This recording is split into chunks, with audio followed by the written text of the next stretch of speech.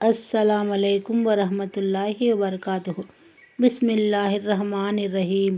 نبی کریم صلی اللہ علیہ وسلم کے سیرت کے حوالے سے آج ہم تبلیغ کا حکم اور اس کے تقاضوں کے بارے میں جانیں گے۔ سورہ مدثر کی آرمبھک آیتیں یا ایھا المدثر سے وَلِرَبِّکَ فَصَبِّرْ تک میں نبی صلی اللہ علیہ وسلم کو کئی حکم دیے گئے ہیں جو دیکھنے میں بہت چھوٹے اور سادہ ہیں، لیکن سچ میں بڑے دورگرمی ادیش پر سملت ہیں اور بڑے گہرے پربھاؤ رکھتے ہیں۔ چنانچہ ایک انذار، ڈرانے کی آخری منزل یہ ہے کہ دنیا میں اللہ کی مرضی کے خلاف جو بھی چل رہا ہو اسے اس کے خطرناک انجام سے سوچت کر دیا جائے، اور وہ بھی اس طرح کہ خدا کی عذاب کے ڈر سے اس کے دل و دماغ میں ہلچل اور اتھل پتھل مچ جائے۔ 2. رب کی بڑائی اور کبریائی بجا لانے کی آخری منزل یہ ہے کہ دھرتی پر کسی اور کی کبریائی باقی نہ رہنے دی جائے، بلکہ اس کی شوکت توڑ دی جائے اور اسے الٹ کر رکھ دیا جائے، یہاں تک کہ دھرتی پر صرف اللہ کی بڑائی باقی رہے۔ 3. کپڑے کی پاکی اور گندگی سے دوری کی آخری منزل یہ ہے کہ بھیتر و باہر کی پاکی اور تمام گندگیوں اور خرابیوں سے نفس کی صفائی کے سلسلے میں اتنا آگے بڑھ جائے جو اللہ کی رحمت کے گھنے سائے میں اس کی دیکھ بھال، نگرانی، ہدایت اور روشنی کے تحت سمبھو ہے، یہاں تک کہ انسانی سماج کا ایسا شریشٹھ تم نمونہ بن جائے کہ آپ کی اور تمام بھلے لوگ کھنچتے چلے آئیں اور آپ کی بڑائی کا احساس تمام ٹیڑھ والوں کو ہو جائے، اور اس طرح ساری دنیا پکش یا وپکش میں آپ کے چاروں اور جمع ہو جائے۔ 4. احسان کر کے اس پر زیادتی نہ چاہنے کی آخری منزل یہ ہے کہ اپنی کوششوں اور کارناموں کو بڑھئی اور مہتو نہ دے، بلکہ ایک کے بعد ایک دوسرے کام کے لیے جدوجہد کرتے جائے اور بڑے استر پر قربانی اور بلیدان کر کے اسے اس ارتھ میں بھلاتے جائے کہ یہ ہمارا کوئی کارنامہ ہے ہی نہیں۔ اللہ کی یاد اور اس کے سامنے جواب دہی کا احساس اپنی محنتوں اور کوششوں پر چھایا رہے۔ 5. آخری آیت میں اشارہ ہے کہ اللہ کے اور دعوت کا کام یعنی بلانے کا کام شروع کرنے کے بعد ورودھیوں کی اور سے ورودھ، نندا، گھسیٹ ٹھڈے کی شکل میں کشٹ پہنچانے سے لے کر آپ کو، آپ کے ساتھیوں کو قتل کرنے کی، آپ کے پاس جمع ہونے والے ایمان والوں کو نیست نابود کرنے تک کی بھرپور کوششیں ہوں گی، اور آپ کو ان سب سے واسطہ پڑے گا۔ اس استھتی میں آپ کو بڑی دھڑتا اور دھیرج کے ساتھ جمنا ہوگا، وہ بھی اس لیے نہیں کہ اس صبر کے بدلے کسی منوکامنا کی پورتی کی آشا ہو، بلکہ صرف اپنے پالنہار کی مرضی اور اس کے دین کی سربلندی کے لیے جمنا۔ وَلِرَبِّکَ فَصَبِّرْ۔ اللہ اکبر۔ یہ آدیش اپنے پرتیکش روپ میں کتنے سادے اور سنکشپت ہیں، اور شبدوں کے پریوگ نے اتنی شانتی اور لبھاونا سنگیت پیدا کر دیا ہے کہ لیکن کاریہ اور ادیش کی درشٹی سے یہ آدیش کتنے بھاری، کتنے مہان اور کتنے کٹھن ہیں، اور ان کے نتیجے میں کتنی بڑی چومکھی آندھی چل پڑے گی جو ساری دنیا کے کونوں کونوں کو ہلا کر اور ایک کو دوسرے سے گتھ کر رکھ دے گی۔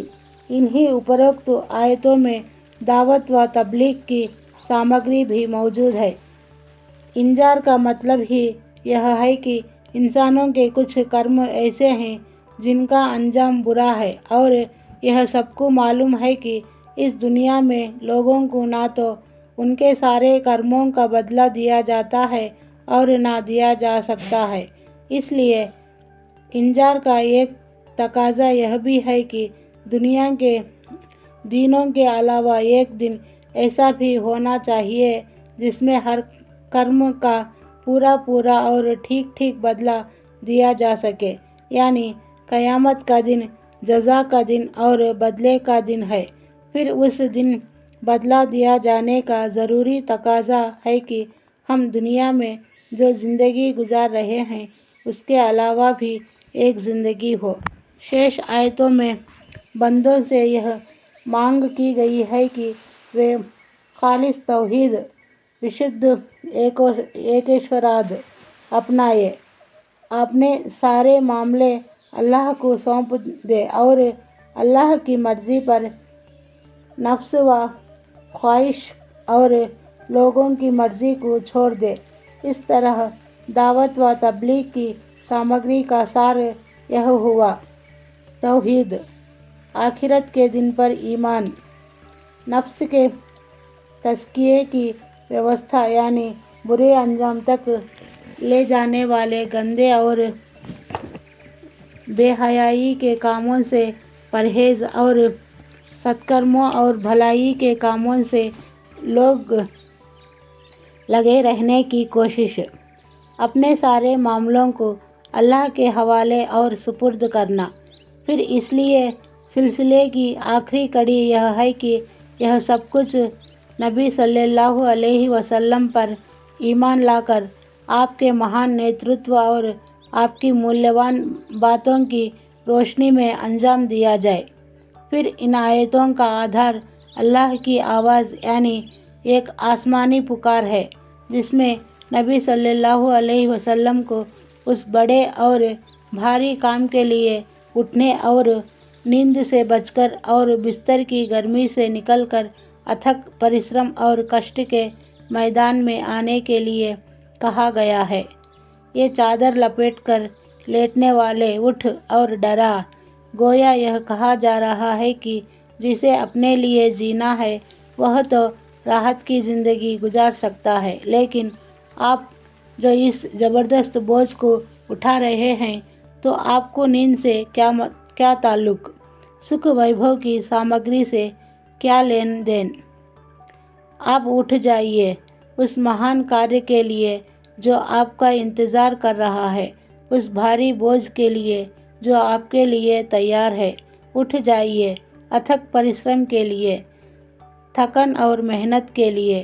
اٹھ جائیے کہ اب نیند اور راحت کا وقت گزر چکا، اب آج سے برابر جاگنا ہے اور لمبا اور مشقت بھرا جہاد ہے۔ اٹھ جائیے اور اس کام کے لیے مستعد اور تیار ہو جائیے۔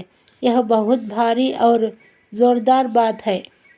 اس نے نبی صلی اللہ علیہ وسلم کو شانت گھر، گرم گود اور نرم بستر سے کھینچ کر تیز طوفانوں اور زوردار جھکڑوں کے بیچ اتھاہ سمندر میں پھینک دیا اور لوگوں کی انترآتما اور جیون کی واستوکتاؤں کی کھینچتان کے بیچ لا کھڑا کیا۔ پھر اللہ کے رسول صلی اللہ علیہ وسلم اٹھ کھڑے ہوئے اور 20 سال کی مدت تک اٹھے رہے، سکھ ویبھو تیاگ دیا۔ زندگی اپنے لیے اور بیوی بچوں کے لیے نہ رہی، آپ اٹھے تو اٹھے ہی رہے۔ کام اللہ کی اور دعوت دینا تھا۔ آپ نے یہ کمر توڑ بھاری بوجھ اپنے کندھوں پر کسی دباؤ کے بنا اٹھا لیا۔ یہ بوجھ تھا اس دھرتی پر بڑی امانت کا بوجھ، ساری مانوتا کا بوجھ، سارے عقیدے کا بوجھ اور وبھن کھیتروں میں اتھک پریشرم اور پرتیرکشا کا بوجھ۔ آپ نے 20 سال سے ادھک سمے تک لگاتار اس سرویاپی سنگھرش میں جیون بتایا، اور اس پوری مدت میں یعنی جب سے آپ نے وہ آسمانی آواز سنی اور یہ بھاری ذمہ داری پائی، آپ کو کوئی ایک حالت کسی دوسری حالت سے غافل کر نہ سکی۔